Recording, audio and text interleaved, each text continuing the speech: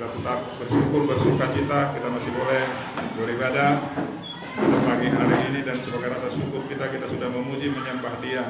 Dan sebentar kita akan melanjutkan bersekutu dengan Dia melalui firman-Nya. Oleh karena itu mari kita buka Alkitab kita dari kitab Ibrani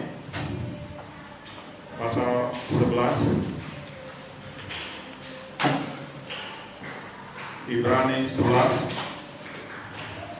Kita baca ayatnya yang ke-7. Ibrani 11 ayat yang ke-7. Sudah di sana semua?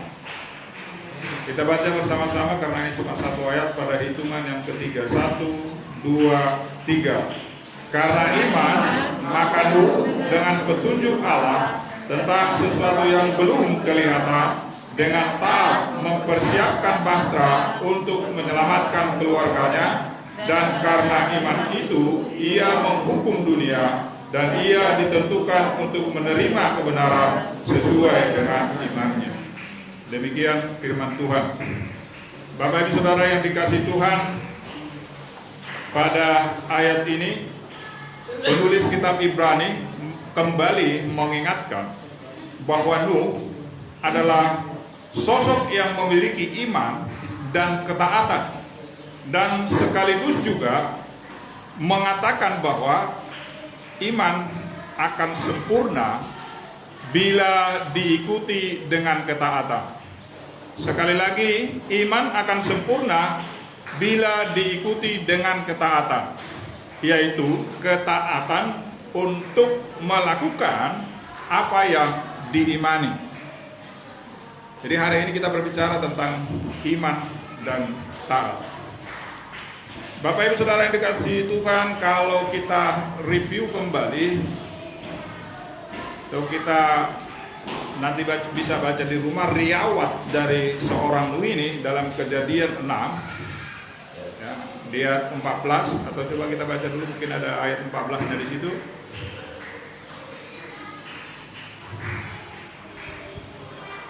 Buatlah bagimu sebuah bahtera dari kayu gopir.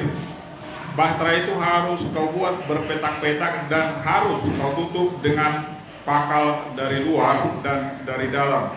Kemudian lanjut ke ayat 22. Lalu Nuh melakukan semuanya itu tepat seperti yang diperintahkan Allah kepadanya. Demikianlah dilakukan. Jadi dari kedua ayat ini kita akan temukan ada dua ketaatan yang ditonjolkan, ketaatan dari seorang Nuh. Yang pertama tadi taat untuk membangun bahtera. Yang kedua taat untuk masuk ke dalam bahtera.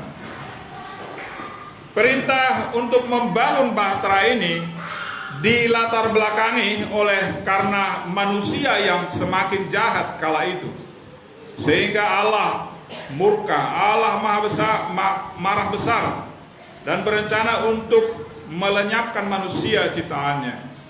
Tetapi Nuh dikatakan beroleh kasih karunia, ya.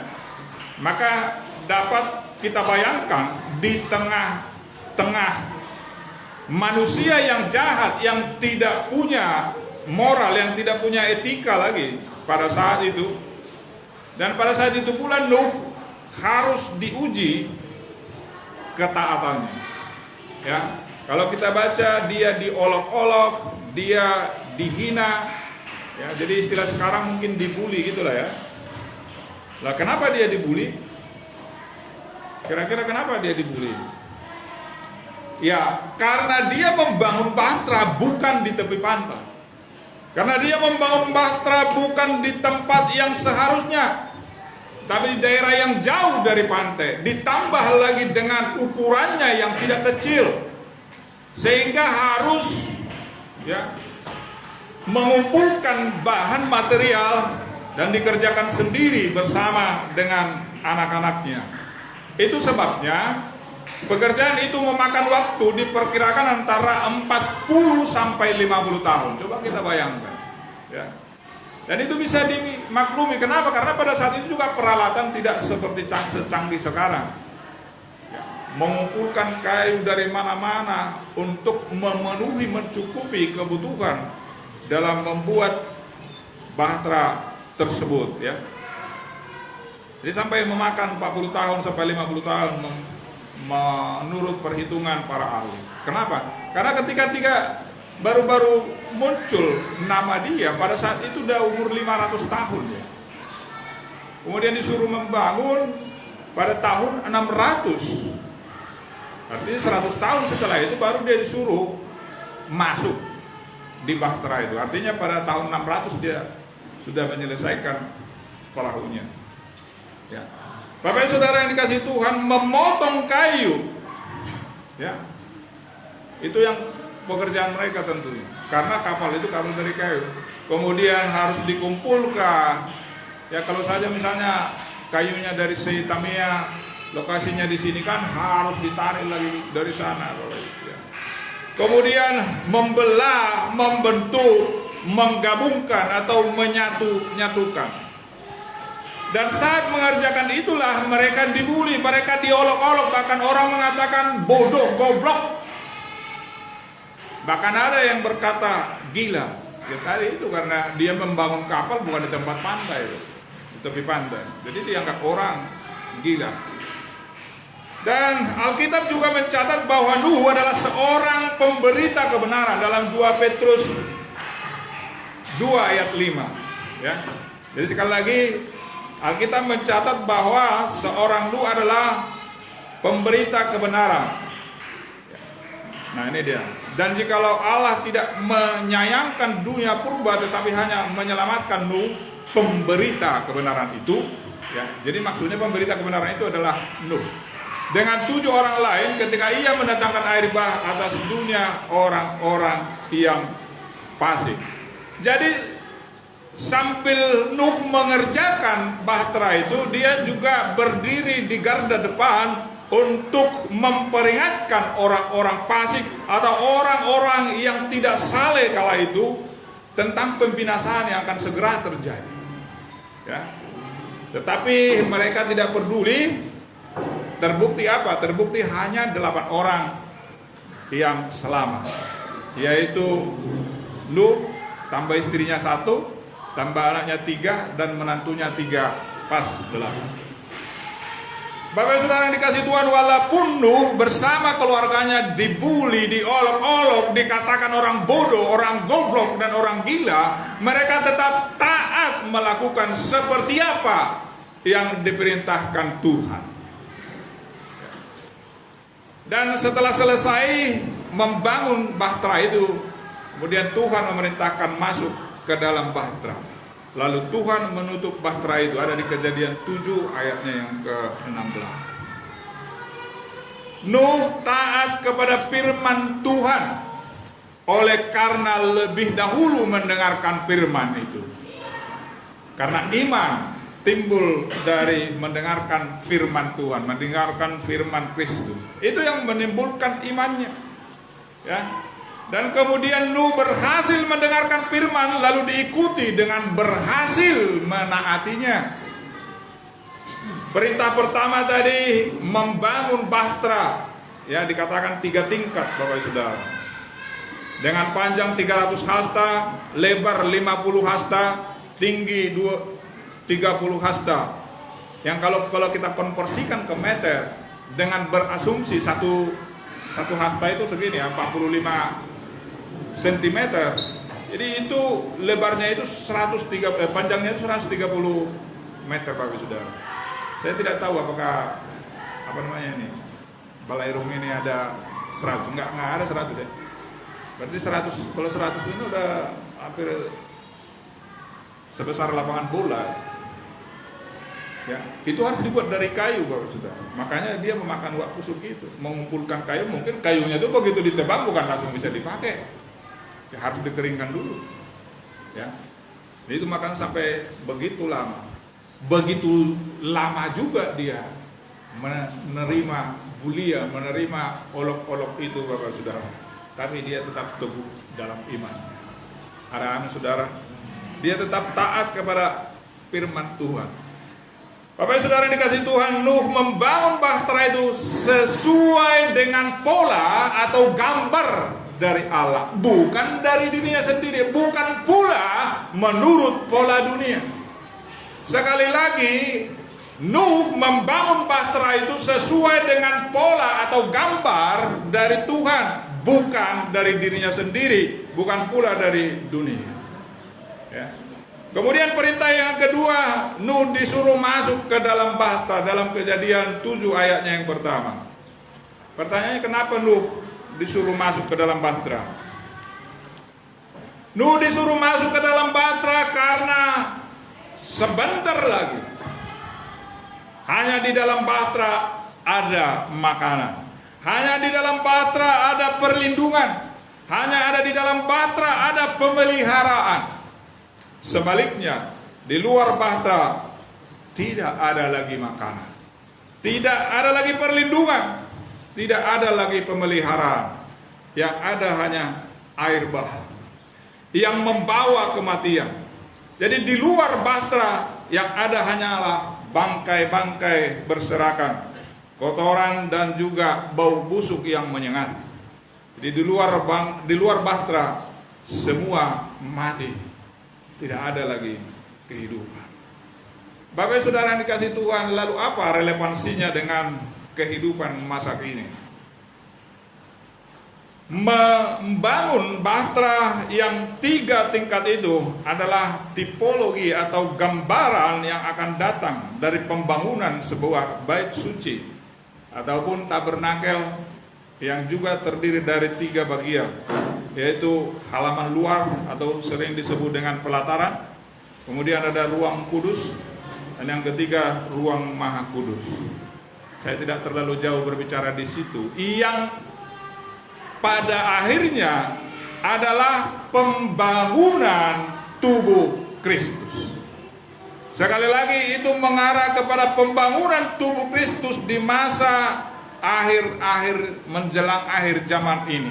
Jadi sebagaimana Nuh menebang pohon, membelah, membentuk dan menyatukan, demikianlah orang-orang demi orang dibangun secara rohani dalam 3 kata kunci, yaitu membangun dalam kebenaran, membangun dalam kekudusan, membangun dalam kesetiaan, dan dipersatukan menjadi tubuh Kristus.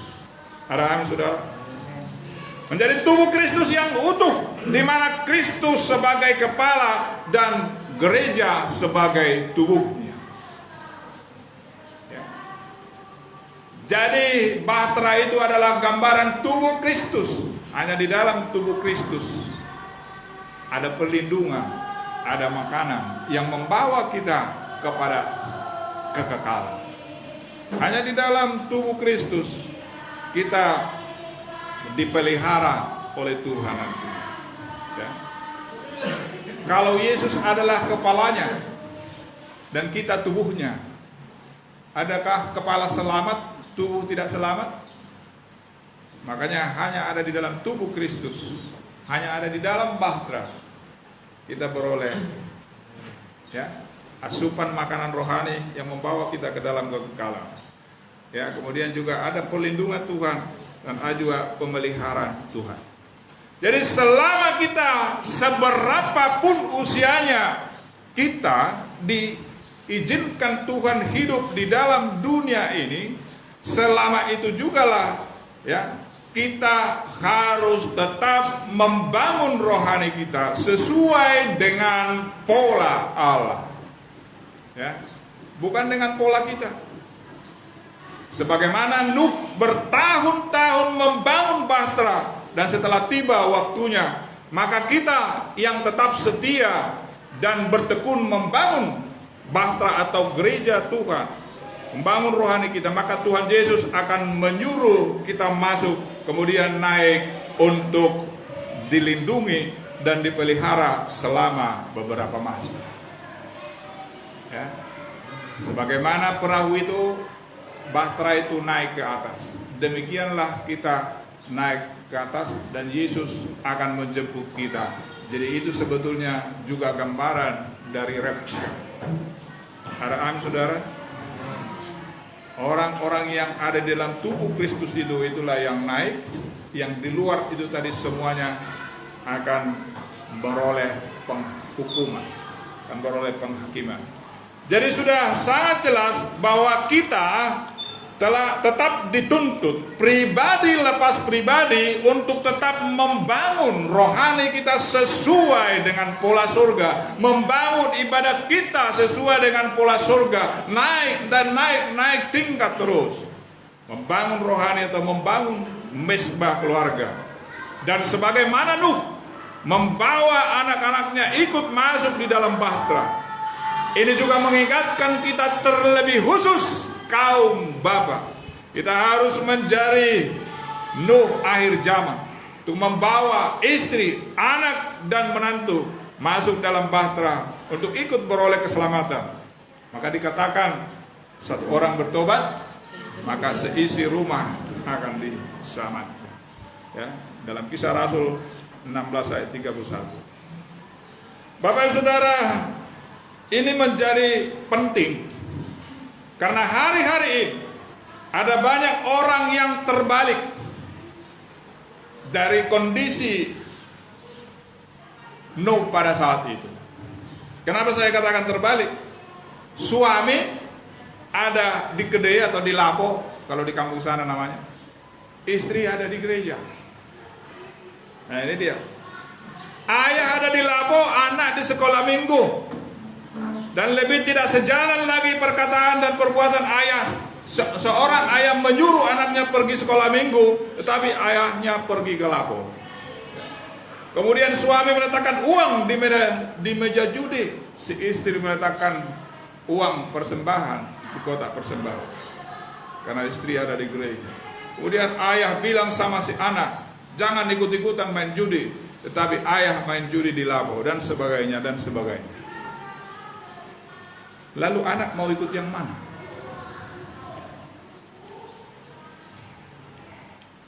Belum lagi pengaruh-pengaruh kemajuan teknologi informasi yang hari lepas hari bisa merubah ya mindset, tingkah laku pribadi dari seseorang. Itu sebabnya hari ini kita diingatkan, kita memiliki tanggung jawab, terutama kaum imam di dalam rumah tangga, untuk membawa istri dan anak-anak kita ya, sebagaimana Nuh lakukan kepada istri, anak-anaknya dan menantunya. Karena dengan demikianlah keselamatan itu menjadi milik kita. Ada amin sudah Pak?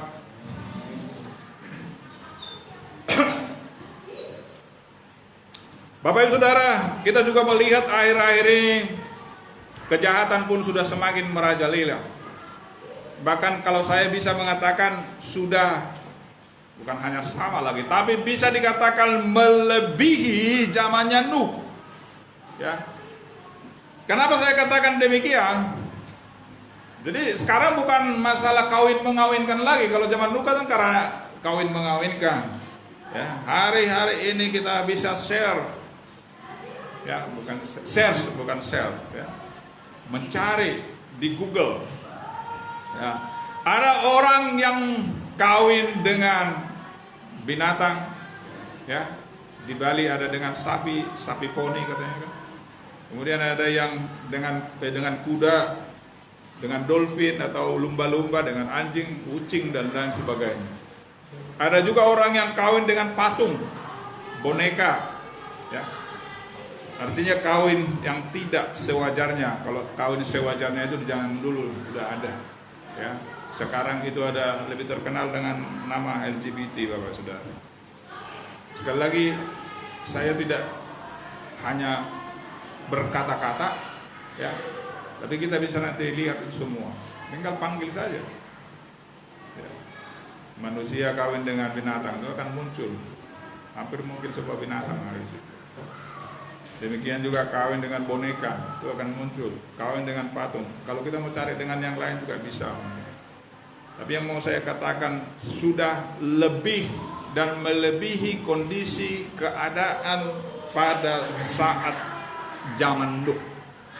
Dan Tuhan Yesus sendiri berkata dalam Matius 24 ayat 37 sampai 39 kalau kita baca, bahwa salah satu tanda menjelang kedatangannya, menjelang kedatangan Yesus yang kedua kalinya, ya, adalah terjadinya kawin mengawinkan seperti zaman Nuh. Ini sebab sebagaimana halnya pada zaman Nuh, demikian pula halnya kelak pada kedatangan anak manusia. Anak manusia itu maksudnya Yesus.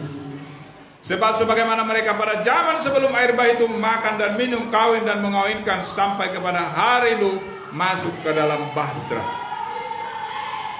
Ini sudah pernah saya bawakan dalam khotbah. Makan dan minum itu maksudnya artinya makan dan minum, yaitu adalah hal yang biasa. Bahkan Yesus sendiri berkata, dia pun juga makan. Tapi kenapa dia harus ada penekanan makan dan minum? Karena banyak orang memakan yang tidak makanan, kan begitu. Ya. Beberapa negara sudah mengesahkan, meresmikan, sah-sah saja, tidak melanggar hukum lagi makan narkoba dan lain sebagainya. Demikian juga minum, ya, karena narkoba itu adalah bentuk minuman, adalah bentuk narkoba dan lain sebagainya. Ya, ada juga orang yang makan daging manusia. Ya, itu juga bisa kita share nanti. Kemudian kawin mengawinkan yang sudah saya katakan tadi. Kawin mengawinkan Tuhan juga menganjurkan, ya, baik manusia itu seorang diri. Ya. Dan pernikahan itu adalah anugerah Tuhan. Dia yang pertama sekali melakukan itu kepada Adam dan Hawa. Tapi kenapa ditonjolkan? Ya karena itu tadi, orang sudah melakukan perkawinan dengan tidak sewajarnya lagi, dan itulah salah satu tanda akan kedatangan Yesus yang kedua kali. Jadi sekali lagi Bapak Saudara, kalau hari-hari itu sudah kita melihat begitu, artinya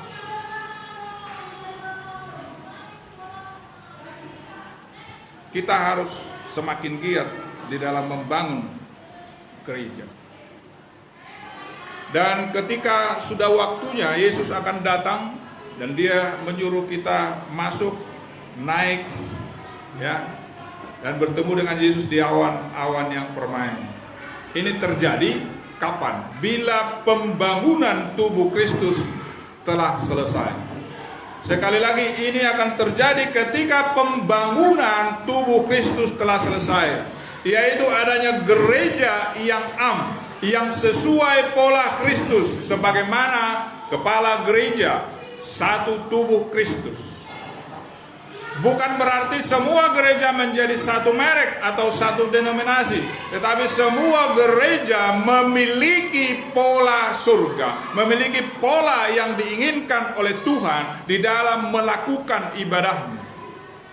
Dan semua orang yang masuk, yang ikut rapture atau terangkat, akan mendapat perlindungan dan dipelihara oleh Tuhan.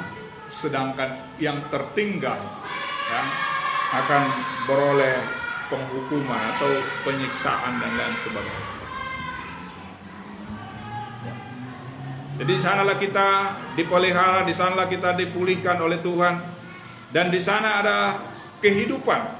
Sekali lagi, hanya di sana ada kehidupan yang tidak lagi memiliki beban. Sementara di luar itu akan mengalami masa aniaya. Masa aniaya. Jadi yang ada bukan hujan air, tetapi hujan amarah. Amarahnya penguasa pada saat itu, itulah penguasa antikristus. Jadi sekali lagi Bapak Ibu Saudara yang dikasihi Tuhan, ini mengingatkan kita bahwa ini adalah waktunya kita semakin giat, semakin serius di dalam membangun bahtera, membangun rohani kita, membangun tubuh Kristus, sampai kelak kita diangkat oleh dan Yesus turun dari surga untuk menjemput kita. Sebagaimana dalam 1 Tesalonika 4 ayatnya yang ke-16, ya. Jadi sebab pada waktu tanda diberi, yaitu pada waktu penghulu malaikat berseru dan sangkakala Allah berbunyi, maka Tuhan sendiri akan turun dari surga, dan mereka yang mati dalam Kristus akan terlebih dahulu dibangkitkan. Di ayat 17-nya, sesudah itu kita yang hidup, yang masih tinggal akan diangkat bersama-sama dengan mereka dalam awan, menyongsong Tuhan di angkasa. Demikianlah kita akan selama-lamanya bersama-sama dengan Tuhan Yesus. Jadi sekali lagi Bapak Saudara, Bahtera Nuh ini sebetulnya gambaran dari gereja Tuhan, gambaran dari tubuh Kristus yang nantinya dibawa naik untuk bertemu Tuhan di awan-awan permai, dan di sanalah gerejanya dipelihara oleh Tuhan sendiri. Lalu kemudian setelah tiba waktunya akan turun dalam kehidupan yang baru. Itulah yang disebut dengan kerajaan 1000 tahun damai. Dan segala yang kotor, berbau busuk sudah disingkirkan. Tentu saja dalam membangun Bahtera ini, dalam membangun tubuh Kristus, banyak yang membuli kita, mengejek kita, atau mungkin lebih daripada itu. Ya, kita lihat itu sekarang Bapak Saudara. Sekali lagi Nuh bersama keluarganya pada waktu itu mengalami tekanan, mengalami olok-olok, bahkan dikatakan sebagai orang goblok, orang bodoh, orang sinting. Ya, mungkin itu kita alami di saat kita mengikut Tuhan. Bahkan masalah persoalan pun bisa saja terjadi di akhir zaman ini. Kenapa? Karena Tuhan sudah menubuatkan sedemikian bahwa hari-hari ini tidak akan semakin baik, tapi semakin buruk, ya. Oleh karena itu Bapak Saudara, walaupun itu mungkin diizinkan Tuhan kita lihat, kita alami bahkan, tapi satu hal, jadilah seperti Nuh, tetap taat, tetap memiliki iman bahwa setiap janji Tuhan akan Dia genapi di dalam kehidupan kita, ya. Dan hanya dengan iman dan ketaatan itulah kalau kita akan ikut naik sebagaimana Nuh naik perahunya bersama keluarganya, diselamatkan, dipelihara oleh Tuhan. Karena kita ada di tempat ini, karena kita juga sudah beroleh kasih karunia. Hanya orang yang beroleh kasih karunia lah yang berpotensi untuk beroleh keselamatan. Kenapa saya katakan berpotensi? Selama kita tetap ada di dalam kekudusan dan kesetiaan. Ya, saya kira kehadiran kita di sini memang sudah ada di dalam kebenaran. Ya, karena kebenaran itu adalah Yesus. Ya. Jadi Bapak Saudara yang dikasihi Tuhan, ya mari kita tetap bertekun membangun Bahtera atau tubuh Kristus seperti Nuh, agar tetap dipelihara dan dilindungi, bukan hanya nanti di masa aniaya, tetapi sampai kesudahannya. Karena ketika kita sudah turun di dalam kerajaan 1000 tahun, ya, itu juga berarti kita sudah, ya, memiliki hak untuk hidup yang kekal. Jadi sekali lagi, membangun tubuh Kristus itu adalah perintah dan keinginan Tuhan. Mari tetap taati, dan ketaatan itulah yang menjadi bukti keimanan kita. Jadi percuma kita berkata sebagai orang beriman kalau tidak dibarengi dengan ketaatan. Dan ketaatan kita terjadi oleh karena iman kita. Jadi iman dan ketaatan adalah dua hal yang tidak dapat dipisahkan.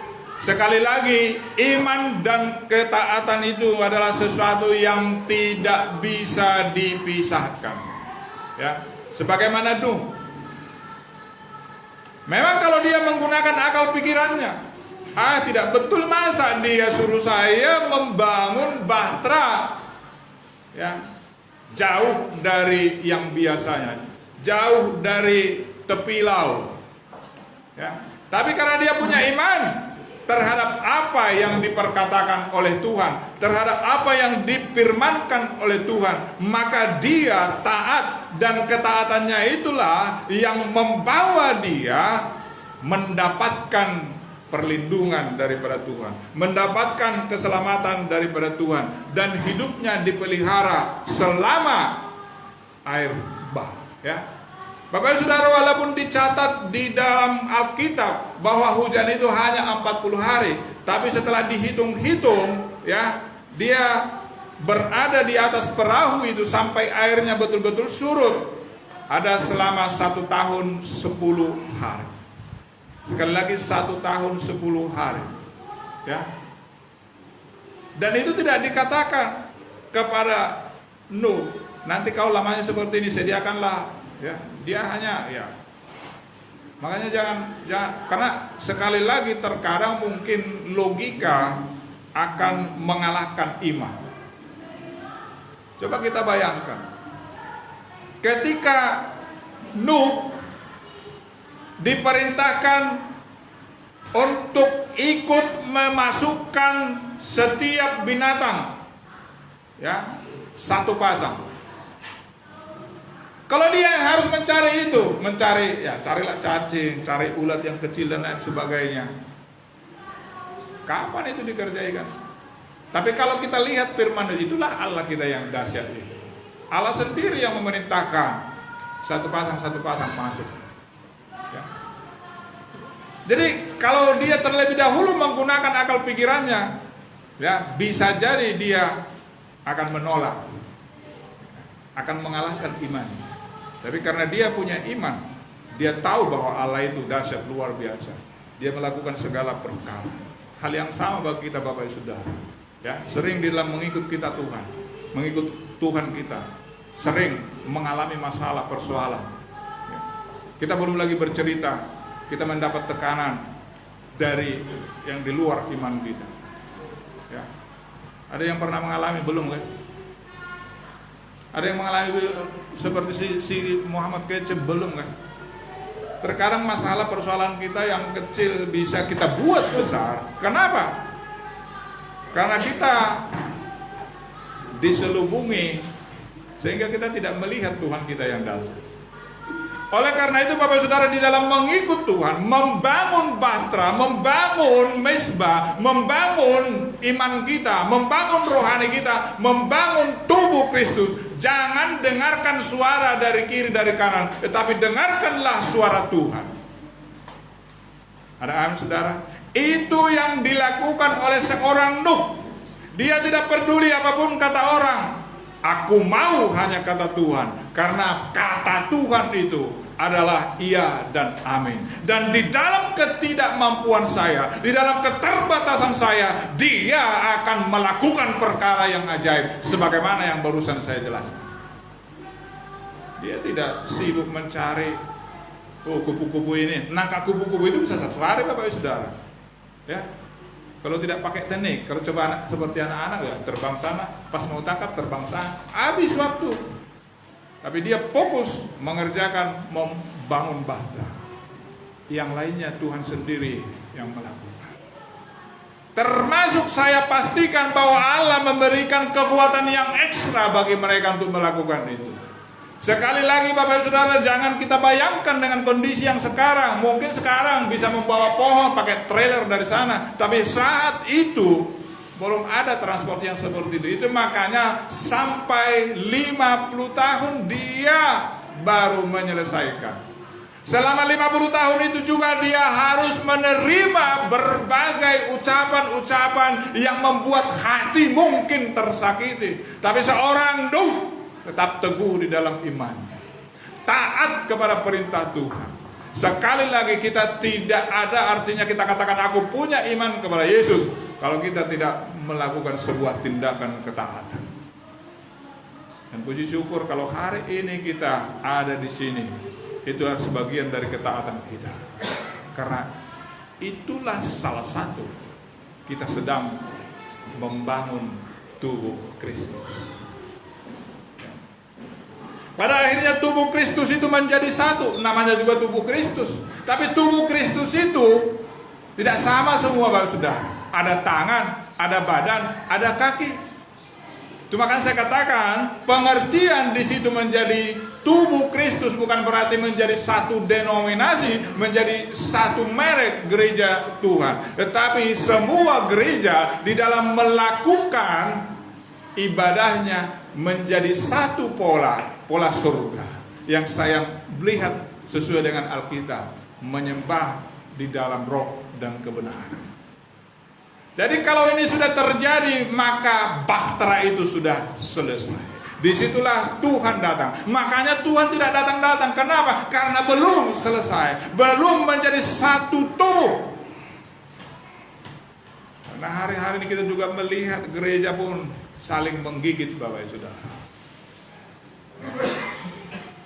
Nah, mungkin ada kepentingan-kepentingan lain, saya juga tidak tahu.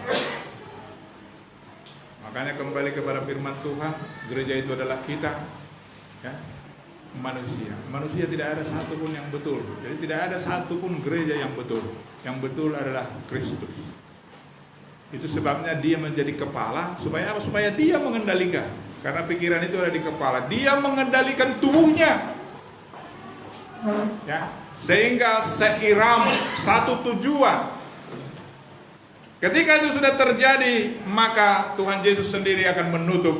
Kemudian kita akan naik bersama-sama dan Yesus datang menjemput kita dari surga. Jadi sekali lagi sebetulnya Bapak Saudara, ya, masa air bah itu juga menggambarkan bahwa di akhir zaman nanti akan terjadi seperti itu, seperti yang sudah saya jelaskan. Itu makanya Yesus berkata bahwa salah satu tanda kedatangan Kristus itu akan terjadi seperti terjadi pada zaman Nuh.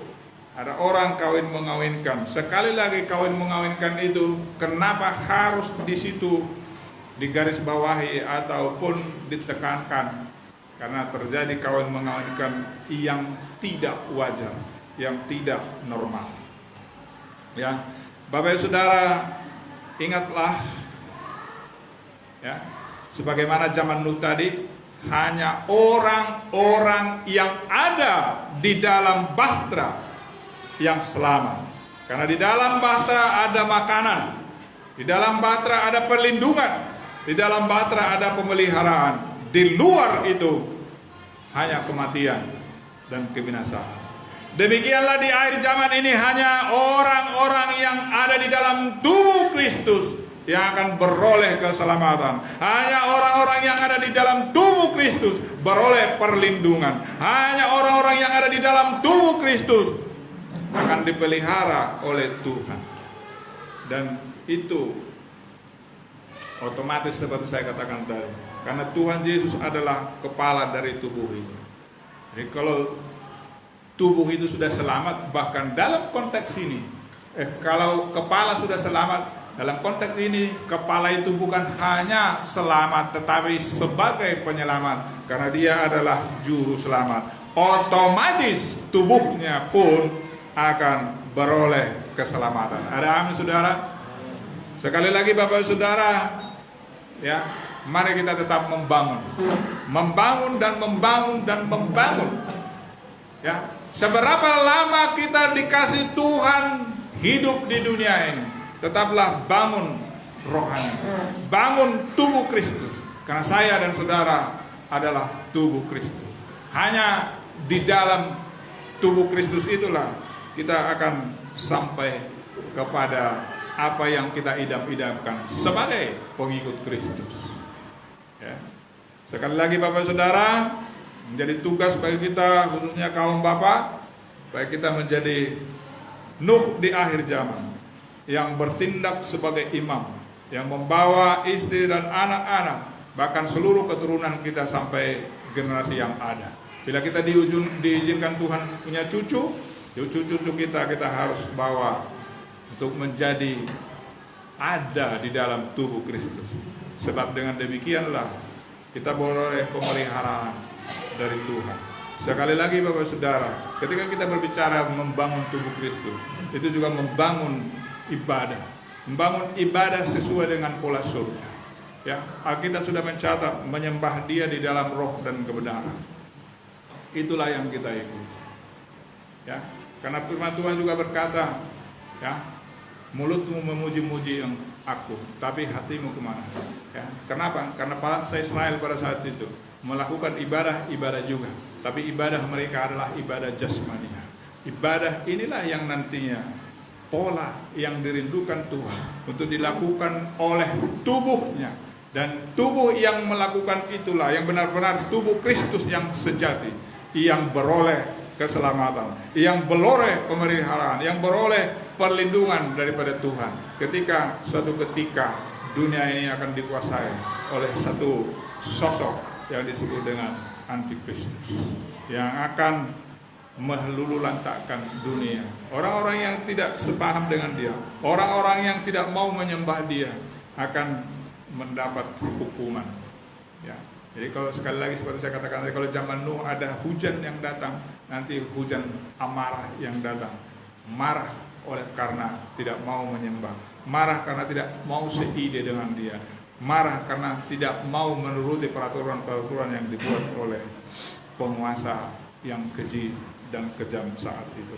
Sekali lagi Bapak Saudara, kalau ada orang bertanya, ngapain kau ikut Yesus? Pasti kita akan berkata, karena saya ingin masuk surga, karena saya ingin bersama-sama dia selama-lamanya di surga mulia yang dia sediakan hari ini. Kalau kita memiliki kerinduan, kalau kita mempunyai tujuan seperti itu, ya, hari ini kita diingatkan, kita harus membangun rohani kita, membangun iman kita, membangun persekutuan kita dengan Tuhan, ya. Membangun persekutuan bukan hanya dengan Tuhan, tapi membangun persekutuan dengan yang lain. Karena aplikasi dari kita mengasihi Tuhan itu juga akan terlihat bagaimana kita berhubungan dengan sesama kita. Betul ya, betul. Apa alasannya? Karena Tuhan Yesus pernah berkata, ketika aku kelaparan engkau tidak memberi aku makan, ketika aku telanjang engkau tidak memberikan aku pakaian, ketika aku sakit engkau tidak datang membesuk aku. Kapan Tuhan engkau sakit tidak saya besuk? Kapan Tuhan kau minta makan saya tidak kasih? Camkanlah, ketahuilah bahwa apa yang kamu lakukan kepada orang yang kecil ini itu adalah kepada saya. Jadi kita membangun rohani bukan hanya kepada Tuhan, tapi rohani yang terbangun itu akan nampak pengejawantahannya, aplikasinya terhadap sesama manusia. Ada amin saudara? Ya, itulah yang harus kita lakukan. Dan sampai di sini yang bisa saya bagikan pada siang hari ini. Tuhan Yesus memberkati. Kita akan tutup, kita angkat pujian.